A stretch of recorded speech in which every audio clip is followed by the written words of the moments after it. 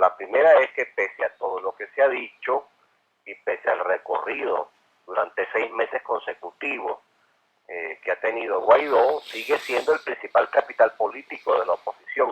Ujú. Es decir, dígase lo que se diga, Guaidó sigue siendo un activo, vamos a decirlo de esta manera, un activo fijo que tiene un valor presente significativo. Eso, de vuelta, parece significar que Guaidó conectó con las mayorías en Venezuela, que en efecto tiene llegada. No es fácil que un líder político se mantenga, como sugiere la encuesta de análisis, en el 57% al sexto mes del año, es decir, que comunica que en efecto Guaidó, con todo y sus errores, con todo y las fallas de la estrategia, sigue siendo un activo apreciado por la mayoría de los venezolanos. ¿Cómo queda el sector opositor que le ha lanzado esa ofensiva tan fuerte en las últimas semanas?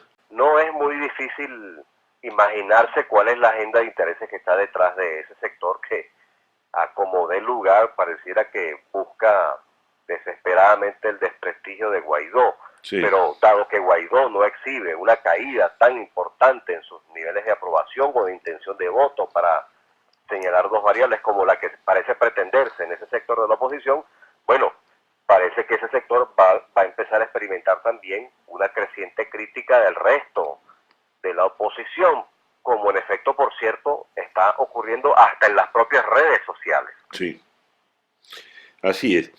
Estamos claros, John, que la situación económica, que la crisis económica, la economía no tumba gobierno. Durante muchos años los venezolanos andábamos tras ese espejismo. Le leo unas declaraciones hoy a Asdrúbal Oliveros, quien dice el dólar podría cerrar el año en 120.980 bolívares soberanos. Y dice, estamos en un holocausto económico. Hoy la economía es 50% más pequeña de lo que era en el 2013. Bien, no se tumban gobiernos por la crisis económica, pero hacen el camino mucho más complicado y difícil. ¿De qué manera puede incidir un panorama como este en la dinámica política que nos lleve hasta fin de año? Bueno, muy interesante, César.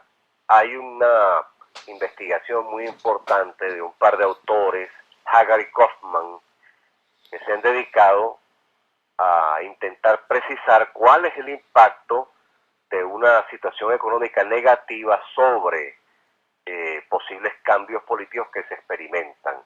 Ciertamente la relación no es mecánica, está mediada por muchas variables intervinientes, pero sí hay abundante evidencia empírica que sugiere que una mala situación económica contribuye a que se produzcan, es una variable interviniente adicional para que se produzcan a la postre o reformas o cambios significativos.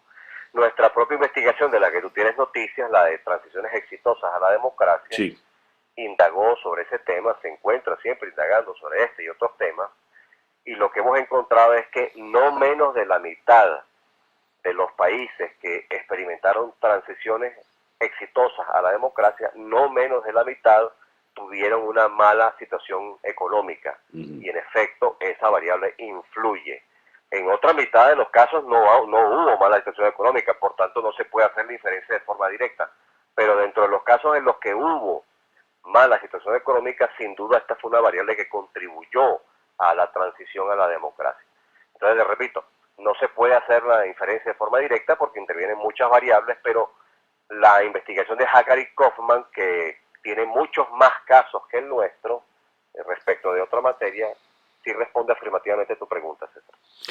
¿Qué pronóstico hace ya como última pregunta, John? ¿Cómo ven las cosas eh, en estos 6 meses que le restan al 2019? Bueno, César, para decirlo de forma muy didáctica, el país en efecto sí se va a mover, en mi opinión, solo que no sabemos con exactitud el tipo de transición que en efecto estaría planteada. Así que yo creo que el principal dilema estratégico que se encara en el corto plazo, el principal dilema estratégico que encara en concreto el régimen autoritario es o se reforma económicamente o la amenaza real de fractura interna, digamos, se eleva. Lo repito para que quede, digamos, claramente dicho, no estoy formulando un juicio de valor o algo que normativamente me comprometa, sino más bien intentando formular un pronóstico en términos de escenarios. O se produce una reforma económica por parte del régimen autoritario de forma de volver viable financieramente el modelo en lo sucesivo, o, repito, la amenaza de una fractura interna va a seguir estando presente.